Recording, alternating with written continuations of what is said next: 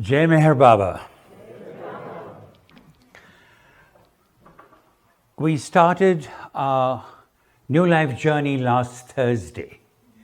So many of you who have come in on Saturday today, we will be seeing the third chapter of our New Life journey.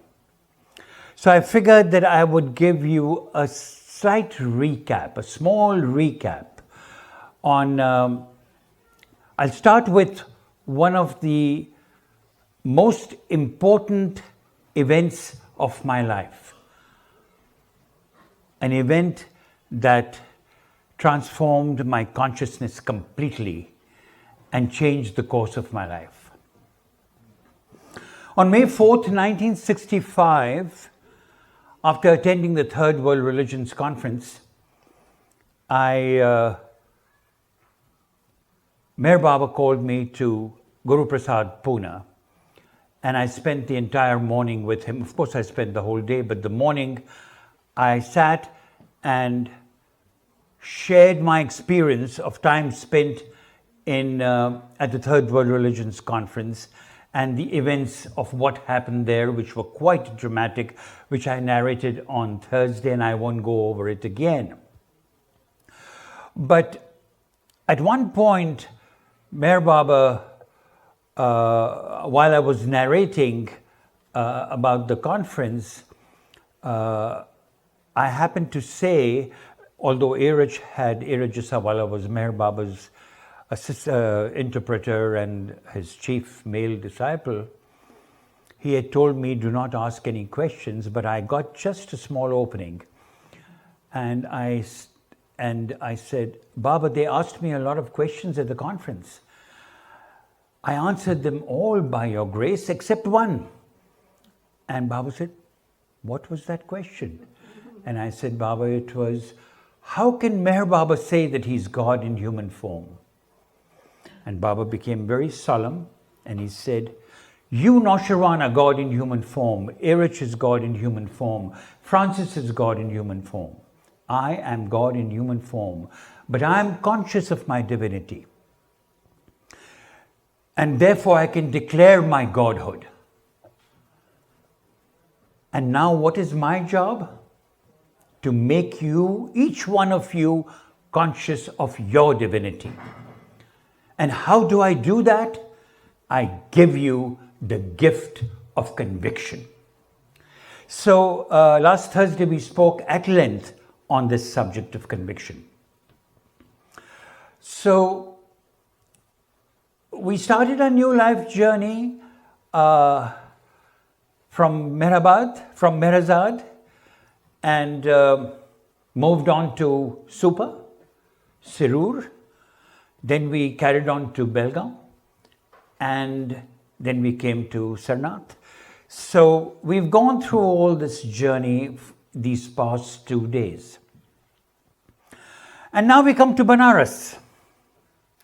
So there's a nice little anecdote about that you may not have heard of. So during their travels, they walked on foot, Baba's feet bleeding, people tired, mile after mile, no food, barely any food. They would go out and beg for food. In the early morning, when Baba would see smoke from a nearby village indicating cooking, he would send Iraj to beg for food. Then whatever had been given in alms was distributed by Baba between himself and the companions. Now, of course, the food given varied in quality and variety, and this particular occasion, it must have been very poor, the quality of the food, because they would go to these huts and things, and the woman, they themselves wouldn't have any food to eat, so they would give them a chapati or two. So they were seated beneath a spreading tree, and above them in the branches was a family of monkeys. So one of the companions during the new life remarked idly, "I wonder what these monkeys are saying." And another companion, in humor, but with a twist of sarcasm, replied, "Just look at the food these humans are eating." Baba did not say anything. Many years later, towards the end of his life, Erich was alone with Baba and massaging his limbs. Suddenly, Baba gestured to Erich, "I know what little food you had so often during the new life. Perhaps no food at all, or only a chapati, tea without milk or sugar." Baba paused, and Erich wondered at his words. Such reflections are so unusual to him. Then Baba continued, "But the time will come when men will give a handful of gold for a morsel of bread, and you, my Mandli, will be inundated with food." Another pause from Baba. And then, "That wasn't what the monkeys were saying by the wayside. What they were saying was, how fortunate those people are to be eating with the Lord." Now, isn't this a wonderful story? So, we talked about the Langoti life when we talked about this when Baba and the companions went underground wearing practically nothing except a langoti, which was a loin cloth. And then they said a prayer, and then all of them left. And then this is a photograph of recreated by the Sufis during a play, showing Baba with the companions inside Buddha's underground cave. And of course, this is a picture of the Buddha, where the women Mandli was sent to bow down to the Buddha. And we came to this point on Friday, on yesterday. So now we go from here, where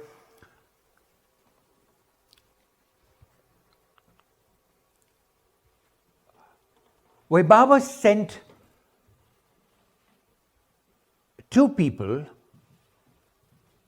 Adike Rani and a man called Babadas. He had long hair and flowing garments and all. Now he knew somebody in Banaras who had just come to Baba's darshan some time back. And he lived in another town, so Baba sent both of them to contact him for accommodation in Banaras. So they went to him. His name was Dr. Khare. So they told Dr. Khare and swore that he would not reveal who it was for or what it was for. Those were the conditions of the new life, not to reveal Meher Baba as Meher Baba, but only as elder brother. So he says, no problem. I know some people who will be happy to put you up. So in Banaras, Baba emphasized, particularly with the women Mandli, that they had to fend for themselves and try and get some money for the journey. And so money at that time started making puppets and so forth. But because Meher Baba said this new life is endless, he emphasized the fact that this new life is the New Life Baba family, and emphasized co-partnership. He used this expression co-partnership the first time during an interview in New York in 1932. co-partnership. And that seems to be the theme throughout the new life. Co-creating the new humanity with Meher Baba. And the key word was sharing. So, as I mentioned to you earlier, that we are all companions, Meher Baba companions in the new life, that Baba formed. The Meher Baba's new life was inherently a family life. He set out on the new life with a family of companions, a new kind of family, the new life family. So welcome to the new life family. Now, you're going to have a hard time holding back your tears when I narrate this story. Now, this picture you see, the man on the right, or rather, right, is Daulat Singh, Sardar Daulat Singh from Hyderabad. The man on the left is Dr. Donkin. And this photograph was taken on the first day of the new life when Baba came to Mehrabad. The story goes that Daulat Singh was asked whether he would. He was a follower of Meher Baba. He was a Baba lover. So when letters went out to everybody, he was one of the first to be the yes wala. Yes, he would join Meher Baba's new life. So he came and joined Baba's new life. Now, the companions they would often look for guest houses, but they always didn't find a guest house or a government bungalow to stay or anything. So they would sleep under the stars, under groves of trees, in the open. Irach would pitch a tent for Baba and Baba would sleep in the tent. So they were sleeping under a grove of trees one day while on their journey. And Baba woke up Irach and said, let's just get up and see how all our companions are doing and whether they're sleeping, or let's go around the encampment and see everybody. Then suddenly Baba stops and says, do you hear some hissing sound? So Irach said, yes, I hear some hissing sound. So they go in the direction of that sound. And what do they see? Daulat Singh sitting on a log sobbing. Now that was the criteria, the most important criteria of the new life was not to express any emotions at all, at the penalty of being let go.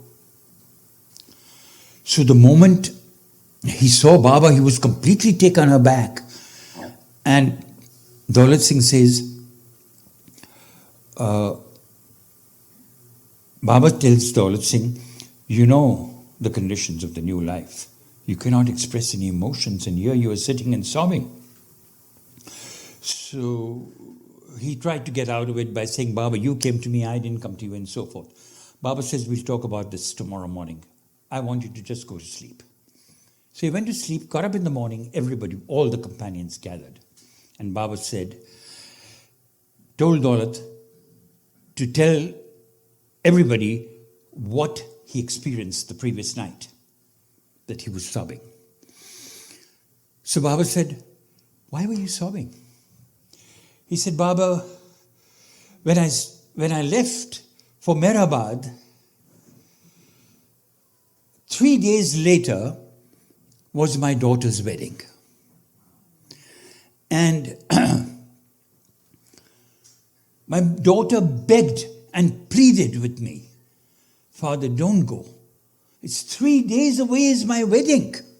You have to give me away. You know, in among the Hindus, they give the daughter away. Even among the Westerners, they give the daughter in marriage. You will not be there to give me away. But he says, no, I have to go.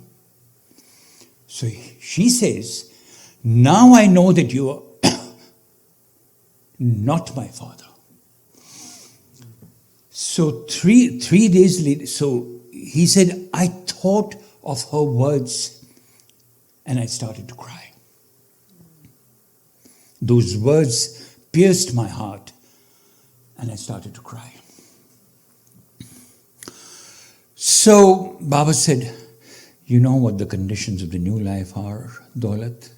You will have to leave. And Erich told me, our hearts broke.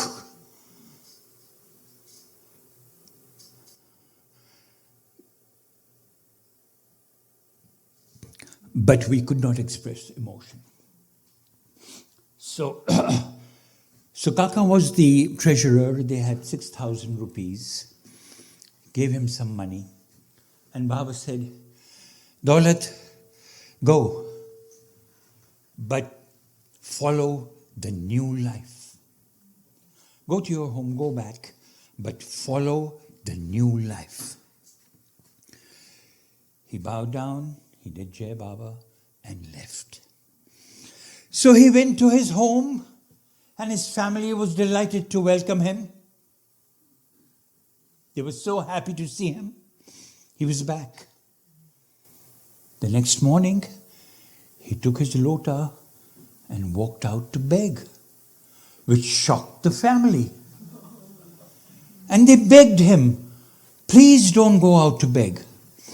But he would go out to beg every morning, come in the evening and sleep at his house. Then the Sikh community came to their house and begged him, look, it's a slap on the face of our community. I beg of you, please don't beg, we'll give you breakfast, lunch and dinner, we'll take care of you. He says, no. Then the family started beating him up. Then they finally threw him out of the house. But he went for a year and a half begging all over India, begging for food and following the new life to the nth degree. So one day Baba was in Satara and he tells Erich, just go out and see if there's somebody sitting outside. And Erich comes out and, no Baba, there's nobody sitting. As I told you earlier, Baba always said things in threes. No Baba, there's no one there. He said, no, go out again and see. He walks a little distance, comes back, Baba, there's no one there. He says, no, go out again and see. So Erich looks in the distance and he sees a small little figure sitting in the far distance. And he walks up. He says, oh, Daulat Singh, it's you. He said, yes, I've come to take Bhiksha from Baba. So Erich goes and tells Baba. Baba says, call him right away. Call him. So he comes to Baba. Baba gives him Bhiksha. And then narrates the story.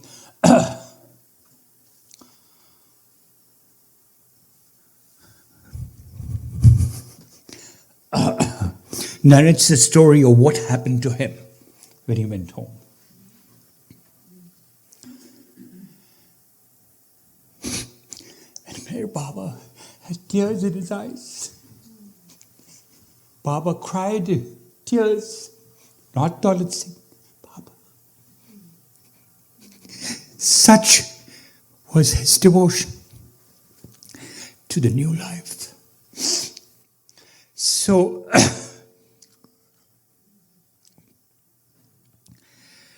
so Baba tells him, I free you of the conditions of the new life.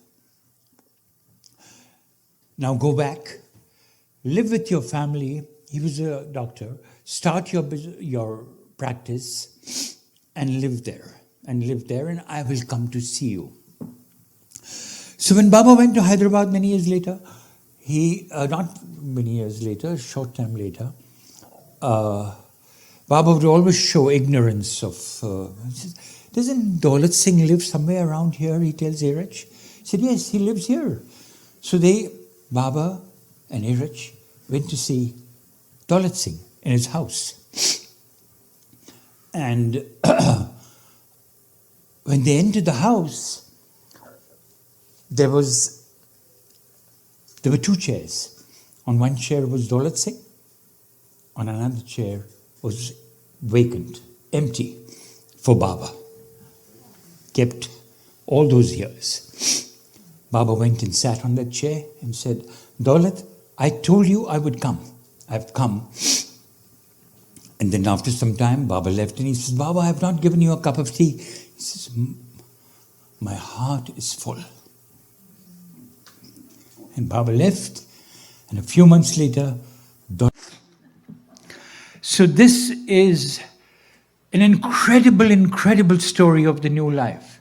And new life would not be complete without Daulat Singh's story. So then Meher Baba starts his journey in Banaras, and he travels to Banaras. So what happens is that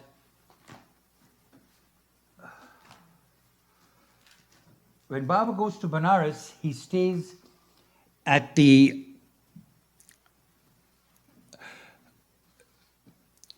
Baba Das and Adi Irani had made an arrangement one moment, let me just...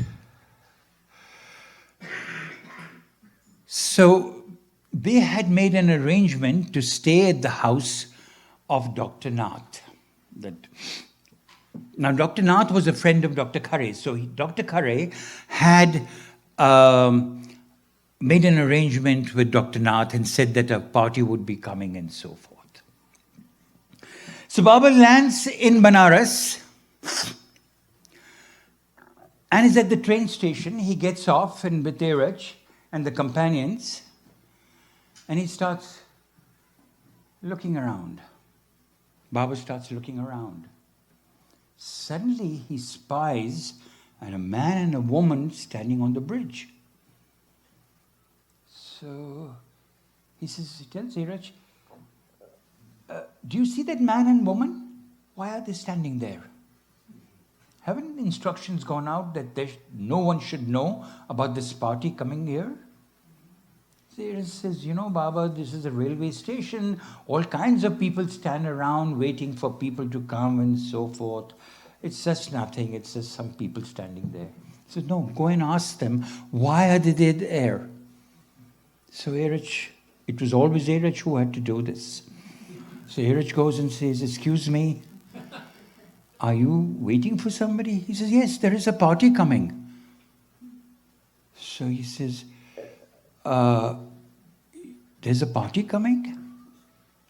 And he goes and tells Baba. Baba says, let's pack up, go, let's get back, let's go. We're not staying here. Clear instructions were given that nobody should know of Baba's arrival. How come they got to know? Go and tell them that my elder brother, who's the head of the party, he cannot stay. We have to leave. So they said, oh, but we don't know whose party it is. We learned that there were 4 women coming, and because this place that I have arranged is a distance away, I brought my car to take these 4 women with me. So Iraj goes and tells Baba, and Baba says, okay, we'll stay. So then this is the entrance to Dr. Nath's house that we were able to get a photograph. Dr. Nath wrote an article for The Glow about the new life and Baba's stay in Banaras. Now this is Mrs. Nath in Banaras. So she did all the cooking. She did all the cooking for the entire party, and all along they all thought that she was the maidservant, but she was Mrs. Nath, and she never revealed to them that who she was, or she just did the cooking for everybody.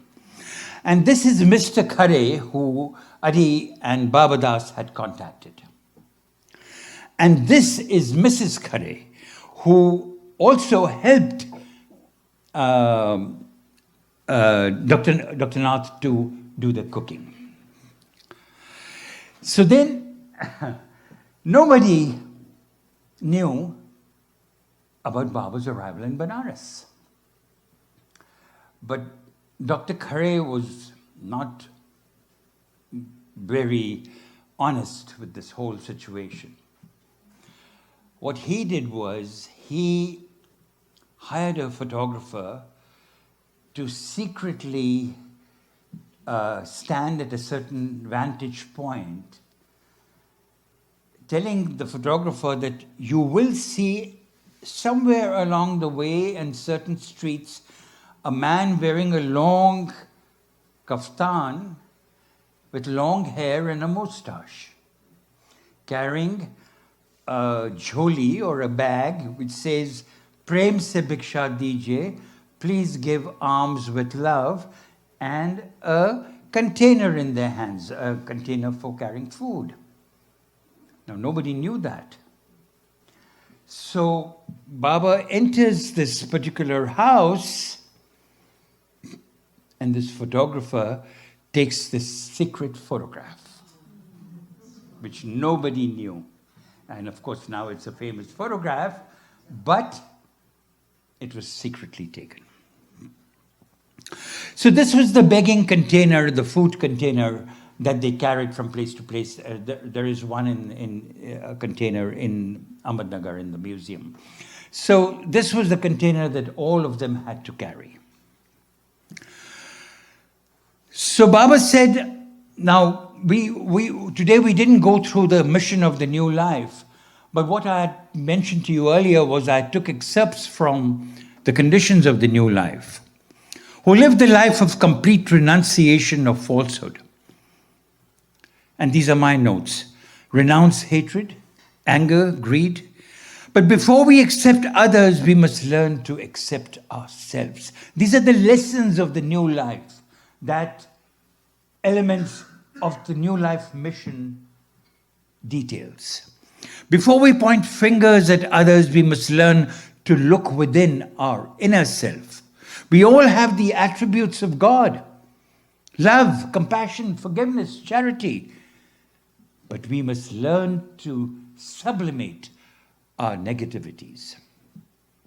So then what happened was, apart from the fact that Dr. Nath was making all the meals for them, and the condition was that he should never deliver the meals, only his manservant should deliver the meals, all those conditions were put up to him, and he accepted everything. Then finally, Dr. Nath was approached by Erich and said, Doctor, my elder brother wants a spotless white horse. He says, oh, I can arrange that. And he goes back and he says, but Dr. Nath, he wants 2 bulls. Oh, yeah, I can arrange that.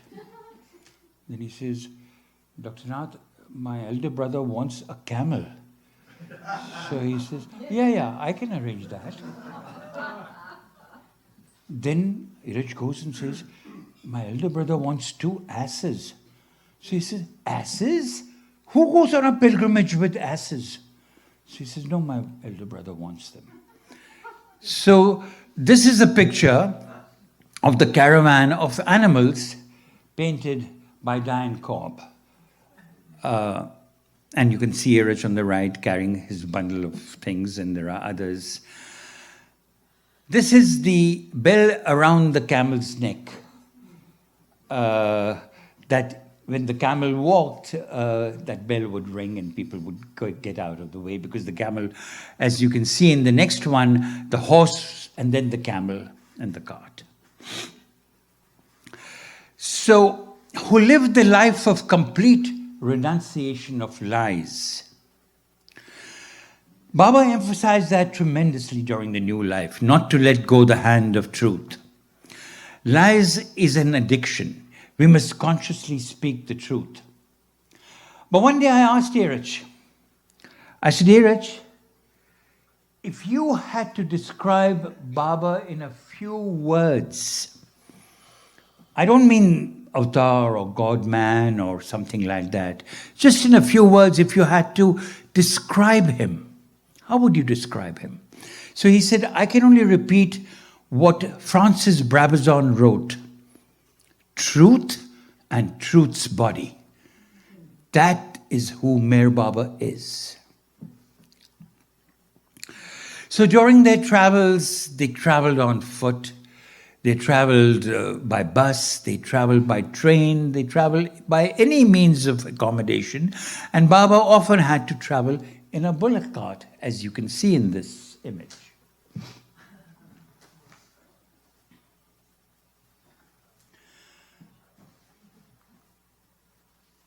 So, who lived the life of complete renunciation of hatred.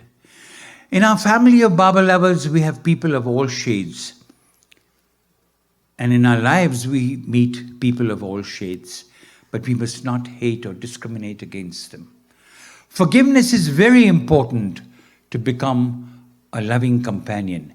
And that is what Baba taught his companions. And that is what he teaches us. He gave tremendous importance to forgiveness. Who lived the life of complete renunciation of anger. Tolerance and harmony. Neurotic tendencies are corrosive. So, Baba, we tend to be angry with ourselves, we tend to be angry with others, and we shut Baba out of our lives by our neurotic tendencies. So Baba says, don't live a life of anger. Now, why didn't Padri join the New Life companions?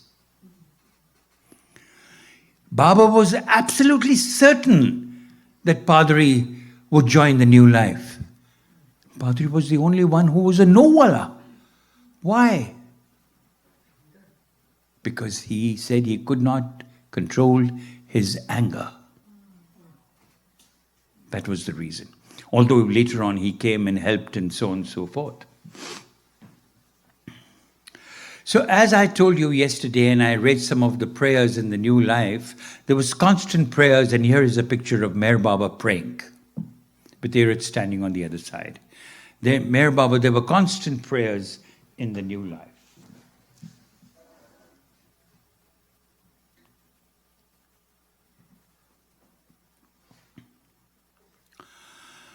Who lived the life of complete renunciation of greed. Greed, as you know, is a vicious cycle. It consumes us. The gains are temporary and short-lived. So Baba was not against making money. He said, make money. But be very careful how you spend it, or which direction you spend your money, or which direction you put your wealth, or where you put your wealth. Be very careful of how you spend your money. And Baba was a very good accountant. He would not let a penny be spent here or there. Not one penny. So here is a picture of Baba bowing down to Erich. And during the New Life, he would constantly pray and bow down to his companions. But very often, if he erred in any way, he had them pick up their slippers and hit him. And not gently, but vigorously. Is that something that they learned to do? The next one, as you have noticed, the very first instruction, very first, when Baba was giving hints about the New Life, was no handshake. If you remember, I told you about that Baba had forbidden handshake between a man and a woman, except touching a woman or a man for medical reasons, or if there was a father or a mother or a sister. So we live the life of complete renunciation of lust. So some of us are able to sublimate lust. Others give expression to it. And it is a personal commitment, whether one can abstain from lust or one cannot. But Baba did say about lust too. So, lust is very much like greed in many respects, but it differs in the manner of fulfillment, which is directly related to the gross sphere. Lust finds its expression through the medium of the physical body and is concerned with the flesh. It is a form of entanglement with the gross sphere. I just had this one quote from Baba on lust. So Baba was about greed. He said how you use your money is very important. There's no harm in making money, but how you use your money is important. So then we go on to the next one. Who do no lustful action. While lustful thoughts impact our minds, Meher Baba advises a net of his name to shield us from translating those thoughts into action. So in the later years, when Baba was in Guru Prasad, an American who was a sailor, an American sailor, landed in Calcutta.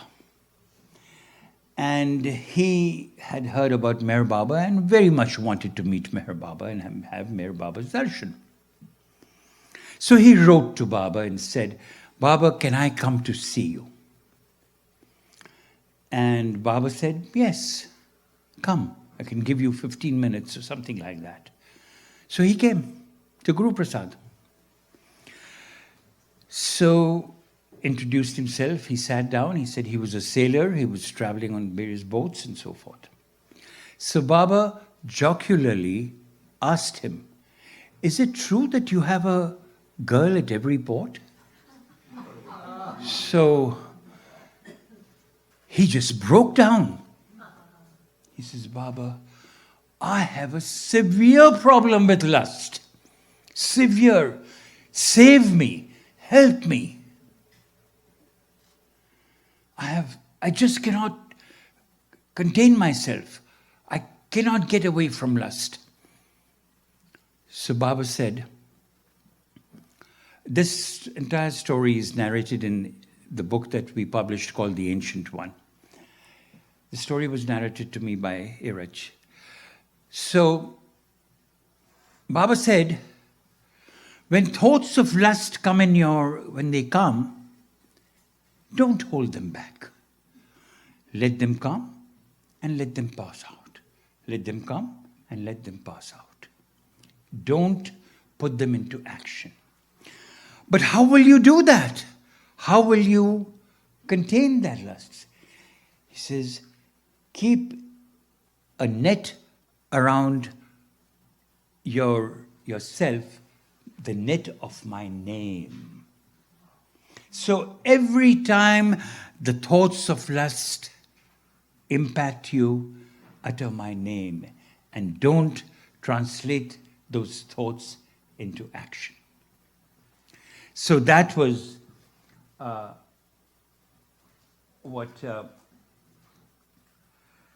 So in Beloved Archives, some years back, published a book called The God Seeker.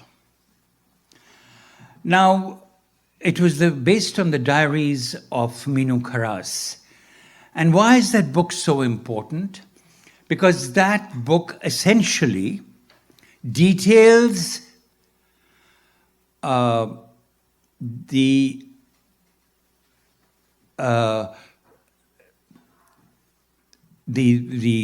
prison of lust that Minu Kharas was caught in.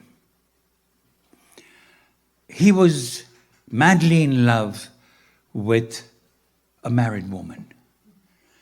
And she had a husband, and he was just madly in love with her, and she was in love with him. So he came to Baba desperately. And Baba told him, lust is not bad. Because of this lust, you have been born as human beings. it is due to this very lust that you will turn from men into God.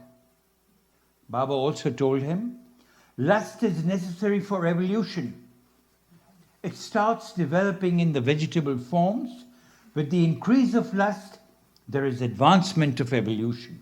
Since lust means energy, and with the increase in energy, consciousness expands. Baba also told him, remember, it is no easy thing to eradicate sanskars or mental impressions gathered during birth, and lust is the hardest of sanskars. Be heroes and fight lust. You will defeat it. The real pleasure is to fight and not succumb to it. Knowing this, I let it remain, but I will destroy it when the time comes. Until then, go on fighting and never give up.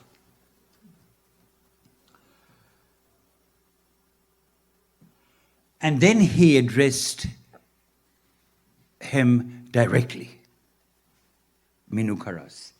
He says, today I'm giving you a master key, which note carefully.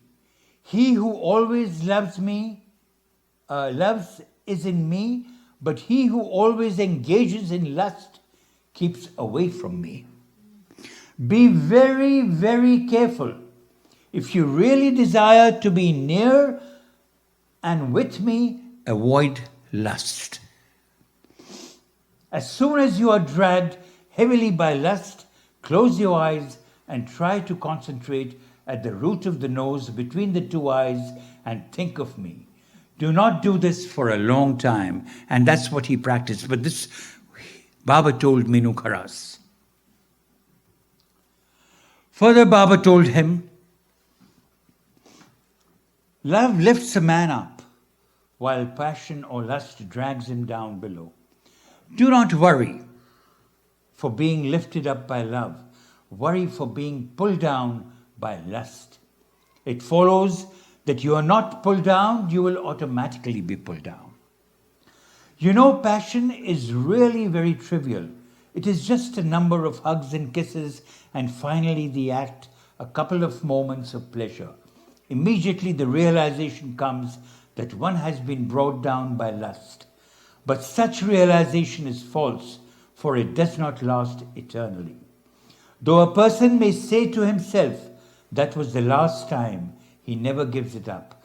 This struggle is eternal, and only those who go through it successfully are fortunate to be realized to the true sense. So then, in his defense, Minukaras says, Baba, when Vishwamitra, he was a great Hindu yogi, when Vishwamitra and other yogis are said to have failed in this struggle, who are we and what am I to attempt it? So Baba says, yes, but you make the initial effort and then be worthy of my grace. This struggle hardly leaves a person unless he has the hand of a living God on his head. And then he learned, this Minukaras learned to sublimate sex over the years, and then he married a lovely woman who passed away, and then now his daughter, Gohar Mobil, who you have often heard of on Zoom, she leads a very devoted life.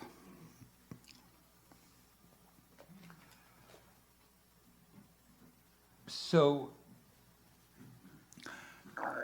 now we are walking towards the Himalayas.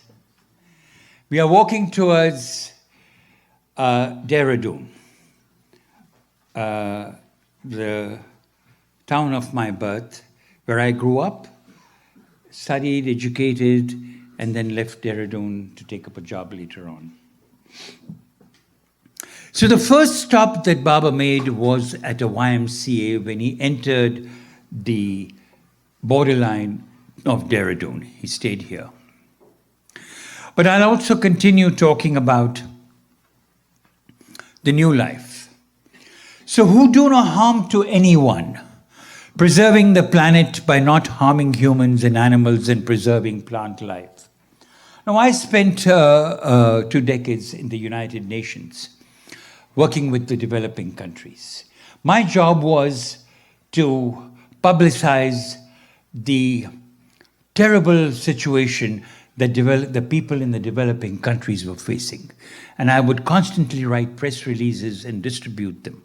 And in those press releases, I would write things like the environmental refugees would go from one country to another, and in these countries they would not find any food, so they would eat grass and leaves of the trees. They would boil stones and drink that water as soup.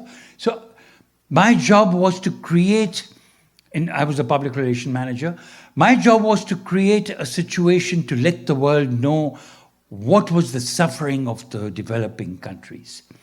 And Baba, whether it was human beings or animals, was always very particular about preserving both plant and animal life. So this says, who do no harm to anyone. So now we are heading towards Dehradun, as I mentioned. This is Baba talking to Shatrughan Kumar. Shatrughan Kumar, whose daughter was married to Dara, and Dara's son is Merwan Irani in Asheville, so many of you know him. Well, I grew up practically as friends of Shatrughan Kumar. He was living 4 miles away from my house in Dehradun. So my father was given the job of finding a house for Meher Baba and the Mandli. For Meher Baba, Mandli, and the women Mandli. So he and Keki Desai was a Baba lover from Delhi, and very devoted Baba lover. So both of them were tasked about finding a house in that area. So they hunted around here and they couldn't find anybody. Then somebody introduced them to Shatrughan Kumar. Now Shatrughan Kumar was what we would call a revolutionary, but others would call as a terrorist. So he worked relentlessly against the British and was imprisoned. So he was incarcerated, and one day he was so desperate that he called out to God and said, Mr. God, if there is a God, because he was an atheist, if there is a God, release me tomorrow morning. Release me. And there was a knock on the door the next day, and he was released. So he came back home, and he had a wife and children and a house and family. And my father approached him. So he says, can you help?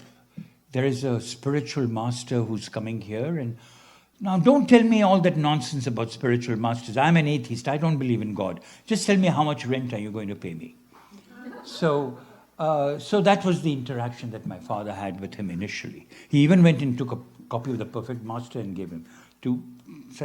He just put it aside. And so now Shatrughan Kumar was a very resourceful man. He had a farm. He had a place to stay. So the story goes that Baba landed in Dehradun, and they took the whole party to the restroom, not the restroom, but the railway guest room. They had all the train stations in India have these guest rooms where you can sit with your baggage and so forth. So Baba was temporarily put there. So my father and my mother was always asked to make dal and rice for Baba. And Shatrughan's wife Subhadra was asked to make vegetables. So they came with the vegetables, and my parents came with the dal and rice. And Baba turns to Shatrughan and says, and Baba, if Baba wanted lunch at 1 o'clock, Baba said 1 o'clock for lunch, expect that he would want lunch at 10:30 or 11. It's always the case. So now apparently Shatrughan's wife and Shatrughan were not aware of this kind of a situation, and they got a little delayed. So Baba asked Shatrughan, who made these vegetables? He says, my wife made these vegetables. Did she make them on time? She says, no, Baba, she could not make it on time. So what did you do? So I slapped her, Baba. So Baba didn't say anything. He pushed the tray aside. So he was devastated. He said, Baba, I beg of you, I will never touch anyone. Forget about my wife. I will never, ever touch anybody from this point on. He says, you promise me? He says, yes, Baba, I promise you. I will never, ever touch my wife again in such a way.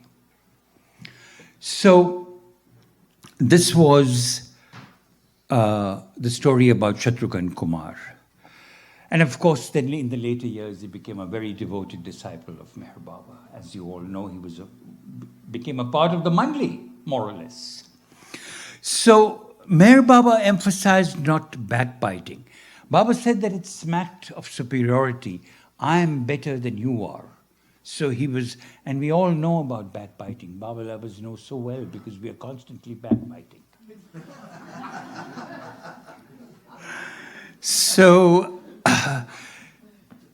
temporarily, Baba stayed in the house of Mrs. Pratt's bungalow in Dehradun. And so anytime that Baba stayed in a certain particular place, my father would go and take these pictures and so on and so forth. And this is the interior of Mrs. Pratt's bungalow. So this is Meher Baba's house in Majli Mafi. Now Majli Mafi was Shatrughan's house. And now it's called Meher Mafi. So Baba stayed in this house. And so before, any time that Baba came to a certain place, he would ask my father to take pictures of the back, of the front, and then he would send his approval. Then, yes, this house is fine.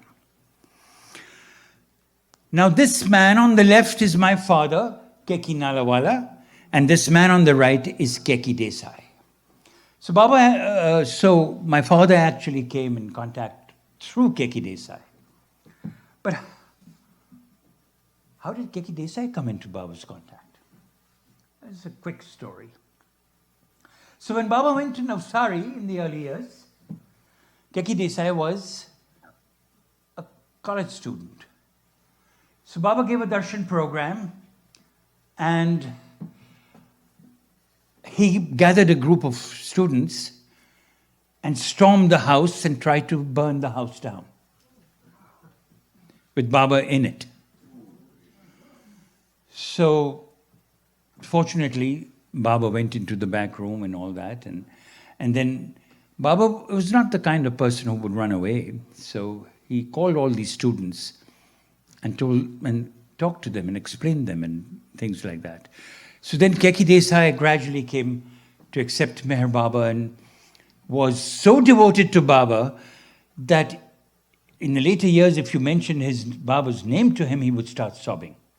He was so devoted to Baba. And my father.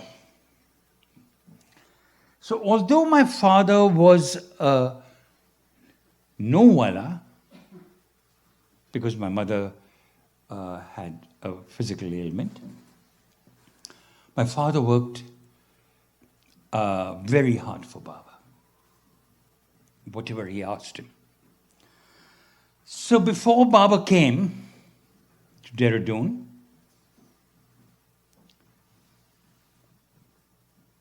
One day, in the middle of the night, my father is peering out of the window of 36 Lytton Road, which was the headquarters of the New Life, which was our house, 36 Lytton Road. He peers out and he sees activity. There were carts, bullock carts after bullock carts after bullock carts after bullock carts, laden with stuff. So my father starts wondering what's going on here. So he waits till it gets morning and he goes out and he sees bullock carts lined up with rice and flour and ghee and butter, and a man who's at the head of this cart, and he comes to my father and he says, "My name is Todi Singh and I've come from Aligarh. This is my wife and my daughter." So my father says, "So what's that got to do with me?" So he says, "Well, there was a man who came in my vision.